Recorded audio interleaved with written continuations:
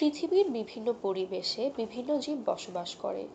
প্রতিটি বাসস্থানের বিভিন্ন এলাকায় জলবায়ু, আবহাওয়া ও অন্যান্য অজীব এবং জীব উপাদানের মধ্যে প্রচুর পার্থক্য দেখা যায়। এসব পার্থক্যের কারণে পৃথিবী জুড়ে স্থান ভেদে বিচিত্র সব জীবের বসতি। বন জঙ্গলে আমরা যে ধরনের জীব দেখব, পুকুরে বসবাসরত জীব তার থেকে সম্পূর্ণ আলাদা। এসব পরিবেশের জীব ও অজীব উপাদানের মধ্যে রয়েছে এক নিবিড় সম্পর্ক। আবার একটি পরিবেশের উদ্ভিদ ও প্রাণীর জীবন ধারণের জন্য একে অন্যের উপর নির্ভরশীল।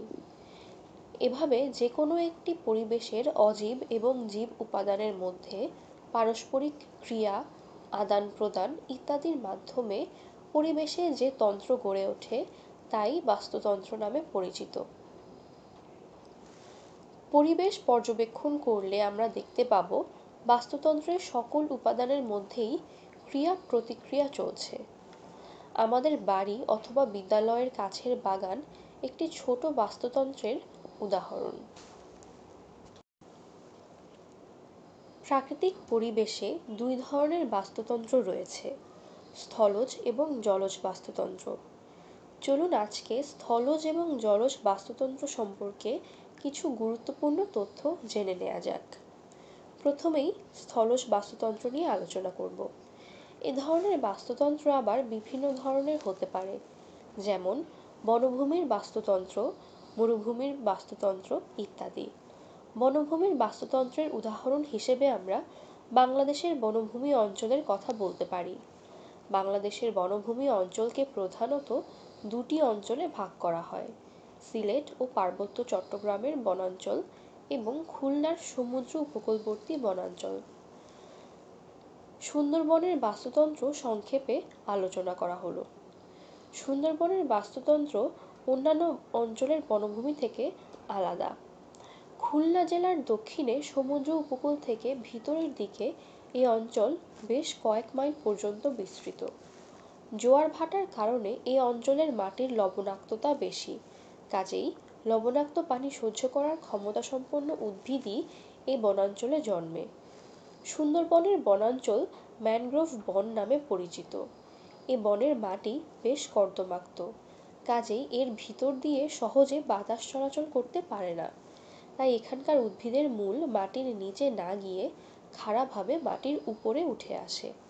এসব মূলের আগায় অসংখ্য ছিদ্র থাকে, যার সাহায্যে উদ্ভিদ শ্বসনের জন্য বাতাস থেকে সরাসরি অক্সিজেন গ্রহণ করে।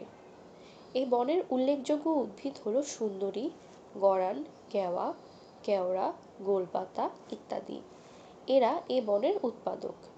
পোকামাকড়, পাখি, মুরগি, হরিণ এ ধরনের প্রথম স্তরের খাদক। বানর, কচ্ছপ, সারস ইত্যাদি দ্বিতীয় স্তরের খাদক। এ বনের তৃতীয় স্তরের খাদকদের মধ্যে রয়েছে বাঘ, শূকর ইত্যাদি। এসবের মধ্যে শূকর সর্বভুক। এ বনের উল্লেখযোগ্য প্রাণী রয়্যাল বেঙ্গল টাইগার, চিতাবাঘ, বানর, চিত্রল হরিণ, বন্য শূকর, কুমির, নানা ধরনের সাপ, পাখি এবং কীটপতঙ্গ। জলজ বাস্তুতন্ত্র। জলজ বাস্তুতন্ত্র প্রধানত তিন ধরনের, যেমন পুকুরের বাস্তুতন্ত্র, নদ নদীর বাস্তুতন্ত্র, সমুদ্রের বাস্তুতন্ত্র। বোঝার সুবিধার্থে একটি পুকুরের বাস্তুতন্ত্র নিয়ে সংক্ষেপে আলোচনা করা যাক। স্বাদু পানির একটি ছোট পুকুর জলজ বাস্তুতন্ত্রের একটি স্বয়ংসম্পূর্ণ উদাহরণ।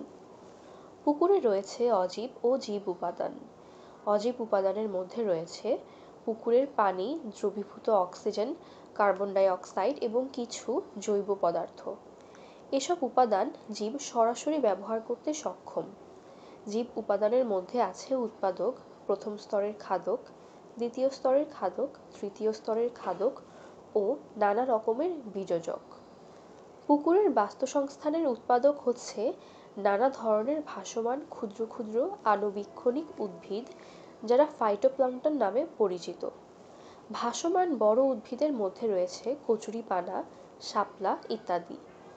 ভাসমান ক্ষুদ্র উদ্ভিদ যেমন পুকুরের পানিতে রয়েছে, তেমনি রয়েছে ক্ষুদ্র ক্ষুদ্র আণুবীক্ষণিক প্রাণী। এরা জুওপ্ল্যাঙ্কটন নামে পরিচিত। বিভিন্ন প্রকার জলজ কীটপতঙ্গ, ছোট মাছ, ঝিনুক, শামুক ইত্যাদি যারা উৎপাদকদের খায় তারা প্রথম স্তরের খাদক।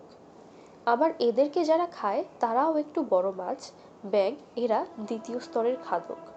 এদেরকে আবার যারা খায় যেমন কচ্ছপ, বক, সাপ এরা তৃতীয় স্তরের খাদক।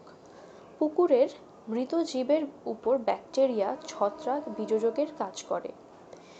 বীজজিত দ্রব্যাদি আবার পুকুরে উৎপাদক খাদ্য হিসেবে গ্রহণ করে।